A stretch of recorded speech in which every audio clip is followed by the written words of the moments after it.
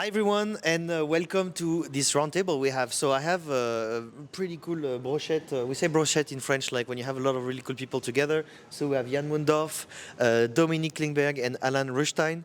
Welcome, guys. On the I don't know if it's not a podcast, but welcome on the roundtable. Thanks a lot. So today we're going to talk about 5 human mistakes salespeople do during sales calls. And this is a roundtable that is sponsored by Win AI. So thank you Win AI for this great sponsoring.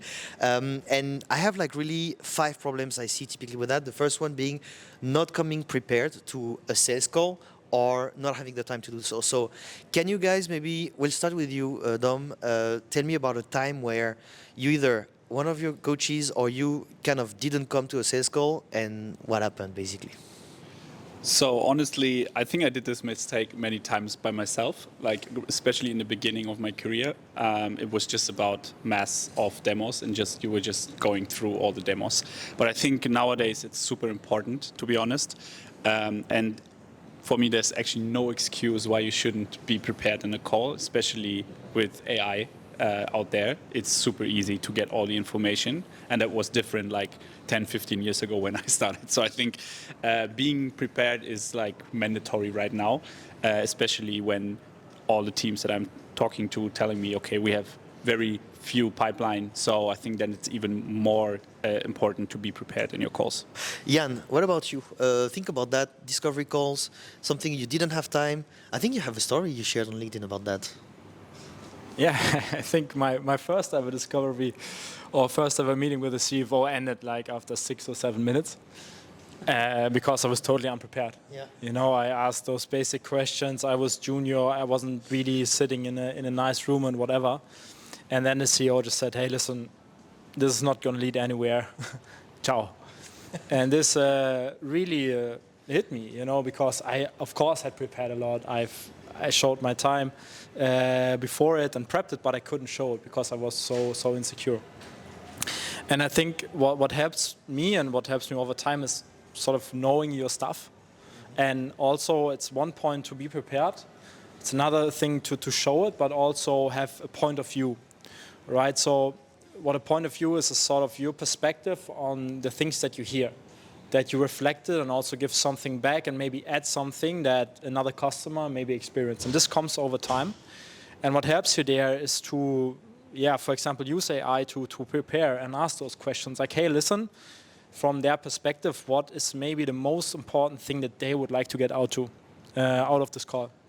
So I think knowing your stuff is really important, but also having the courage to add a perspective on it. Based on the things that you have researched, but also have heard from them. And I think the second point is really important, to let them speak out, let them and then really listen. So yeah, this would be my stuff, mistakes that I see, right? Because a lot of junior reps, they come in, they have prepared, and then they're just shaking. Yeah. And they get asked a question, and they know everything, but they just can't say it at that moment. And also, role-playing is a point there, you know, get into the conversation before. What I do when I have a pricing conversation, I always say the price 6 times before out loud, so that I'm not shaking in my voice when I say the numbers. And I don't say, for example, also the currency behind it. So I just say 16024.5. So that doesn't sound so expensive. So these small things really make a big difference when you're in those situations. You could price in Mexican pesos, you know, it's like really cheap like that.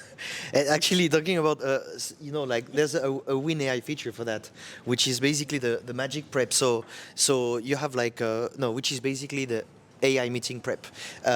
It's something where you're really able to, all these things you talk about, you know, this specific thing about customer, they're able to get some data and do the prep for you without you having to do anything. So for me, I know that one day I was interviewing or doing a disco with the CTO of a e-commerce company, and I wasn't prepared at all. I don't like to prepare and everything. And I started asking him questions. Say, no, I'm not here to answer questions. Say, yeah, if you're not here to answer questions, it's not going to work. So we closed the call after 30 seconds. But yeah, that's something I was young and stupid. So that's it. But basically, there's a problem number 2. and this one, Alan, is going to be for you. It's not sticking to a methodology. So we know MEDIC, BANT, proactive selling, whatever, all these things are great methodologies. But very often, salespeople just like wing it. I'm guilty of it. So is it something that you've seen a lot? How do you deal with that? That's a great question, and I think that at some point it's something that we were talking with Dom earlier. It's not about just the methodology. I think that frameworks and systems are amazing because as a seller or whoever is jumping into a call, you need to understand what are the things that you need to discover, to peel the onion, as we say, to dig deeper, to understand if there is a pain, a challenge in there. The problem is when you don't have any training whatsoever, and when someone tells you, hey, we are using the BANT methodology, the problem is that you jump in as a seller, either a junior, either a senior, and the first thing that you say is, oh, BANT, so budget, authority, need, and timing. So tell me about your budget. Are you the one with the final decision? It's something that you have that you need right now, and that's it. Those are the 3-4 questions that I have to ask. No, that's the wrong thing to do. The execution is everything, and this is a huge problem that I see across every business and every company, that it's, I have no idea what I have to ask, and even on top of not coming prepared, I know that I have a framework that is 3 questions that is like an interview session that I have to ask, and with that, then I go to my manager and they say, oh, they didn't know the information, but I did my job. No, that's exactly the opposite. We are the consultants. We are the ones that needs to dig deeper and act like one. So I see that this is a major problem in the industry, for sure. Dominic, curious to know, like, if you think, for example, about the MEDIC, MedPIC, whatever, you know, it's just like there's so many acronyms, it's changed. So with the people you coach, typically, how do you get them to track something, follow the methodology without sounding like robots?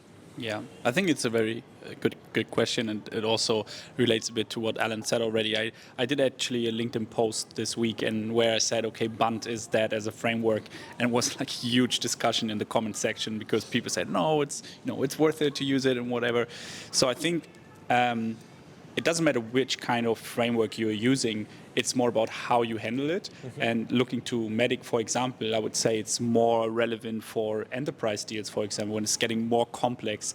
And just because someone talks about MEDIC on LinkedIn doesn't mean that you should use it like when you're selling to SMB customers, for example. Then it might be better to use a different framework. So I think what I'm seeing with my coaches and the companies I'm working with is that most people don't know when to apply which kind of framework. And if they apply one, it's more like they're trying to use it as a religion and just, as you mentioned, use the framework as a more like a questionnaire with the customer. And I think that's not what it's supposed to be, right? So it's more like a guideline and help you where you should focus on and like what kind of answers should I get. But the questions should be way different. So it's more about like conversation openness. And that's what I'm trying to also to coach people is more like use this framework, but also think about questions, how you get the answers that you want to have without just doing a check mark on your list. Okay, I asked about the budget, now I have my check mark, right? So that's not lead you anywhere. Yeah. And so there's, for WinAI, we have a specific feature, which is a playbook tracker. So that allows you to, when you're in the call, have an idea of what are the questions you're asking, are you asking them correctly? So you don't need to go and have your checklist and be like, MEDIC, whatever, or BANT, budget, authority, need, timeline. It kind of reminds you, hey, don't forget to ask these questions in real time. So that's something interesting to try. Problem 3, not qualifying enough. So I'm going to ask you, Jan, about this. Is it something you see a lot? Or personally, I've been selling for a while, and sometimes I'm not ready, so I just ask really weird questions. It's not qualified. I waste hours with the people. So how do you avoid that? I think you just have to fail enough times to realize by yourself. And for me, I actually I had a pavilion class. Which was specifically on MEDIC, and there every seller from around the world, we were I think 200 people in that call. I was super junior, and there were some really like experienced, American enterprise sellers. And then I was brave enough to raise my hand, and I prepared my deal, and they were taking it apart, man.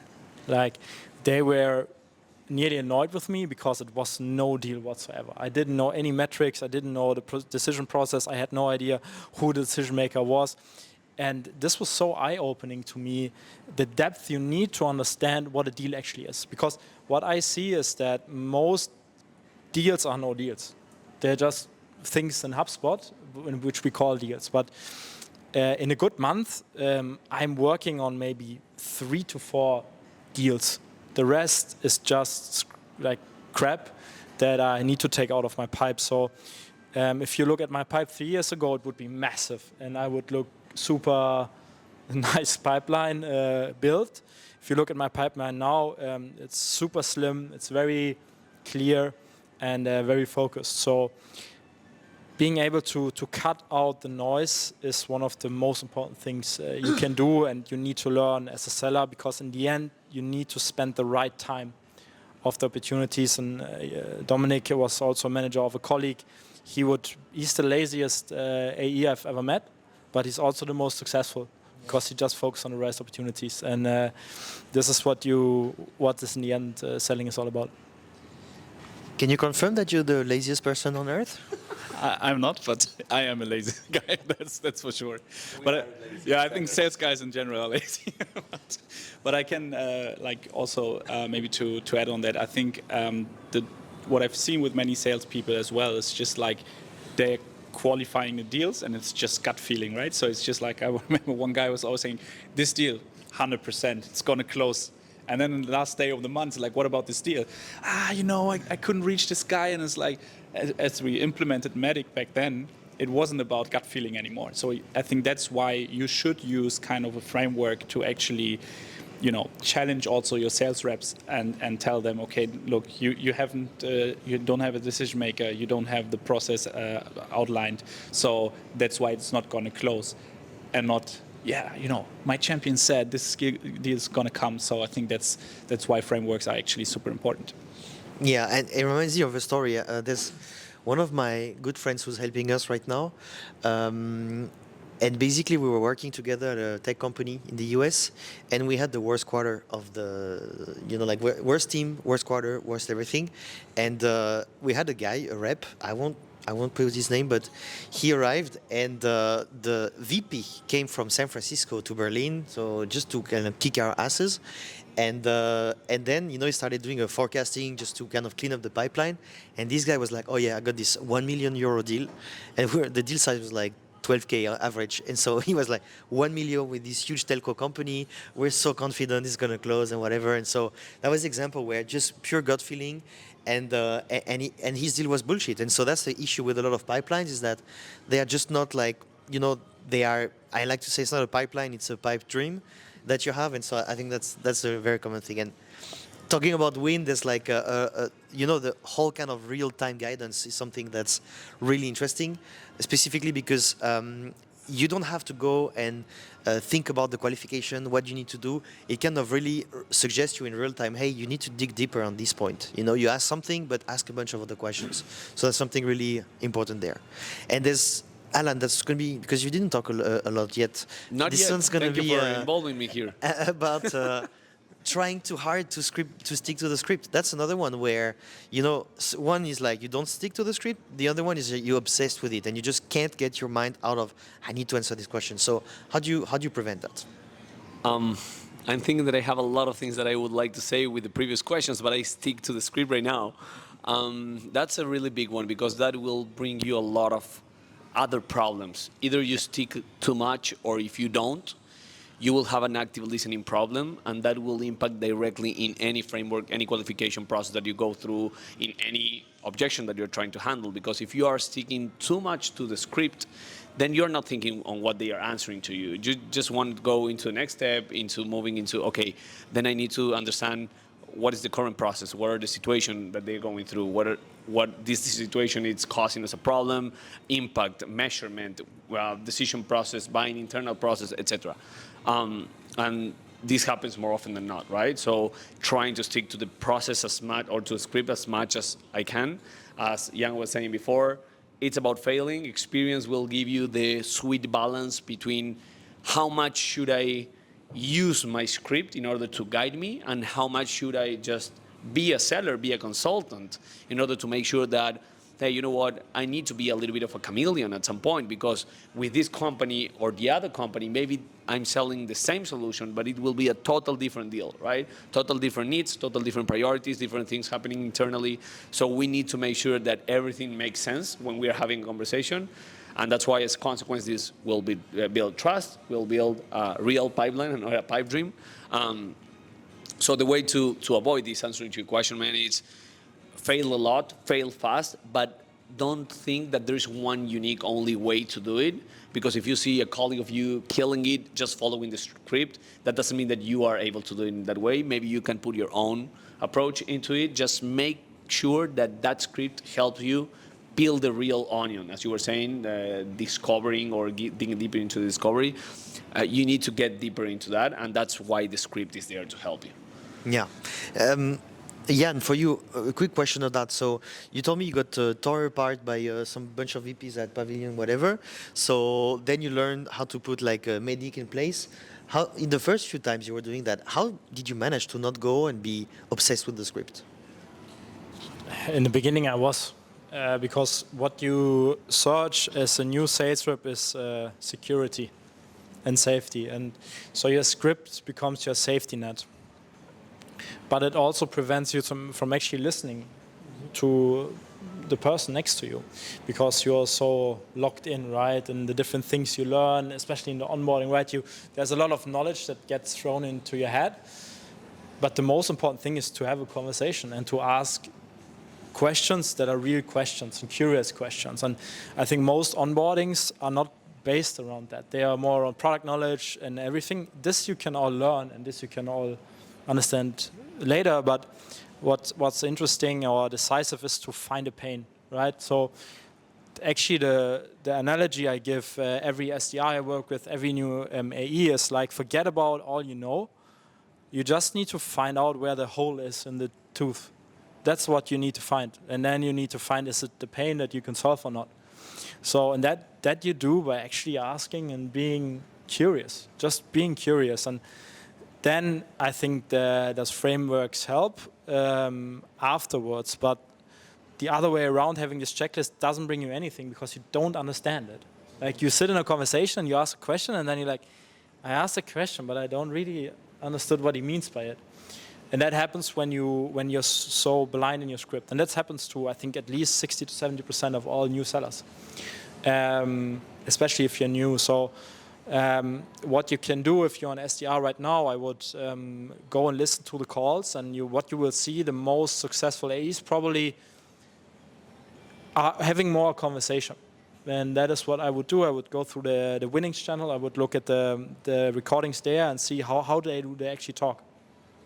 And what you will see, it's a conversation and not this script. This is what you will see for more junior sellers. So if I would go back in time, I would always start as an SDR and then move my way up internally to become an AE, because then it becomes naturally from the phone into the conversation.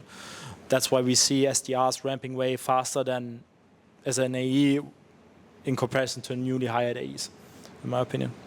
Got it. Thank you, Jan.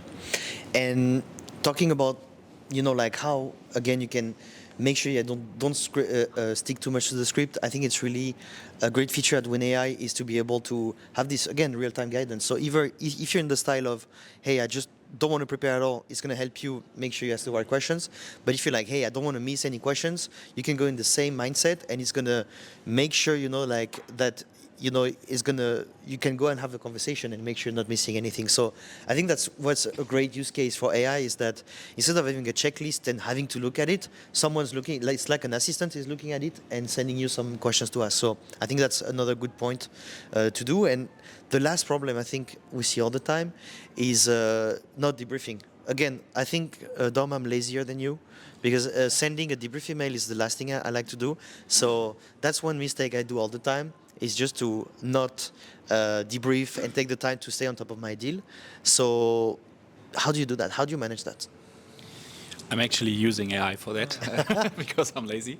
No, I think that's, for me, actually, it's one of the most, the best things that actually came with AI is these kind of meeting transcription tools that actually writes the follow-up email for you, so you don't have to waste any time with like, okay, what did I actually say? Like, I remember like my first few years as a sales rep, I had a book and a pen. I was writing down everything, and then my manager looked at me and said, hey, you need to put everything into the CRM. So why are you not typing while like talking to the customer? I said, like, look, I cannot listen and type on the computer. But then, I've tried to train myself to do that. So then I was typing, but now you can, and I think that's a beautiful thing with AI, is like you can really focus on listening to the customers without typing, without making notes. And then you get like a perfectly written email that you can just simply send out with one click, or maybe you just have to adjust 1, 2 things. So I think that's a really great thing about AI, that saves time and also feeding the data into the CRM in the end, right? So I think this is, for me, one of the best things that came, so I can focus on being more lazy again. Yeah, laziness as a goal. Alan, what about you? I know you use AI a lot. Yes. How do you do it for just staying on top of your deals? I think that there is one extra mile that we can go here. I completely agree with everything that the guys are saying here. But the extra mile, even when you are in the call, I think that the debrief should be there, should be done there, either as a check-in in the middle of the call, 3/4 of the call, and then at the end of the call, like a kind of a recap, doing either a mirroring or a matching technique, where you're basically saying in their words, what are the things that you discovered throughout the full discovery call, if you're in a discovery call, with measurement, impacts, numbers, ultimate goals, North Stars, and what are the things that are as a roadblock in the process that we need to go through. And that's the only way that they feel listened, and that you have a commitment, at least a verbal one, saying, yes, that's what's happening to me. Because if not, what most likely happens is that you go back to the CRM, you have your notes from the note taker, and then you just have everything done. But then you send an email with the next step, hey, we will have a call, whatever the day it is, but you are not sure if whatever you defined or whatever you discovered is exactly what they think is the most important thing. On top of that, the debriefing, as you're saying, it's really, really important. And most likely when you get into those 5 last minutes of the calls, you are rushing to share the last demo feature or whatever, and you are not taking the time to do it what you have to do. And the problem is that when you have more than one people involved in that conversation, you have individual levels, needs, and collective needs, right? And everyone is trying to solve their own needs. If you have a VP, a user, a champion, a middle management, so it's super important that you are able to discover all the KPIs that are being impacted in this process and to debrief them collectively in the call. So then when you jump into the email or whatever the follow-up, or even debriefing that internally in your CRM, you're able to match the individual ones, the collective ones, and they are aligned in the same page as you are. So that's what I would say. Got it. And so in terms of a last AI feature I want to talk about for Win is really the AI meeting summary, which is something, you talked about, where instead of, you just go, you show up, the AI tells you about what are the questions you need to ask, things you need to make sure you dig deeper, but then it gives you a whole summary of call to actions and everything. So I think that's one of the super powerful stuff. And to really finish and wrap up on this thing, I would love to know, guys, for each one of you, what's one sales mistake or mistake you keep making in sales calls? So if we start with you, what's one you just can't get your head around, so the team at Win can actually build something to help you? I think that's a mistake a lot of salespeople are doing, and it's just like talking too much. I think we all know that rule, right? You should talk less than your customers, but I think people working in sales love to talk. That's also a fact. And I think like forcing yourself to not talk is really important, and it's like one mistake I'm still doing after more than 10 years. Jan, what about you? I have too many filler words in my sentences. I need to cut that out. That's awesome. Alan? The talking too much, it's a real one, but I think that I'm, sorry about the word, I was about to say some F word, obsessed with discovery. I'm really obsessed with that, and sometimes, most of the times, I think that it's over exaggerated at some point. When I go out of the calls, I know that I have, or I could have asked 2, 3, 4, 10 more questions to dig deeper, to peel the onion a little bit more, to make them feel that they need me, that they are having a problem, that the cost of inaction is insanely high, that the cost of opportunity is high, that the ROI that they will get is amazing, and without asking questions, there's a stat that backs me up that it's 80% of the deals, if not more, are lost within the discovery calls. And the problem is that when you ask what's a discovery call means, most likely every seller will tell you the first call you book the call, that's the discovery, then the demo. Then the closing. Yeah. That's a big problem. Discovery call is everything throughout the sales process. So I'm obsessed with that, and the biggest mistake that I always commit is I should have asked that other question or the other one. After the call, I realized that, and yeah, that's a problem. And for me, it's really like I don't have a really good process for next steps. I do, and when things go well, I set good next steps. Sometimes I just wing it, and so I don't have a clear plan before the call to actually have a good next step. So these for me, that's the biggest thing. So thank you guys for joining this roundtable. Again, if you want to go and check WinAI, just go and check the link below. You're gonna have a free trial, and guys, thank you so much for Thank you. going there. Thanks for having us. And let's party now. Let's go. Party, yay! Thank you guys.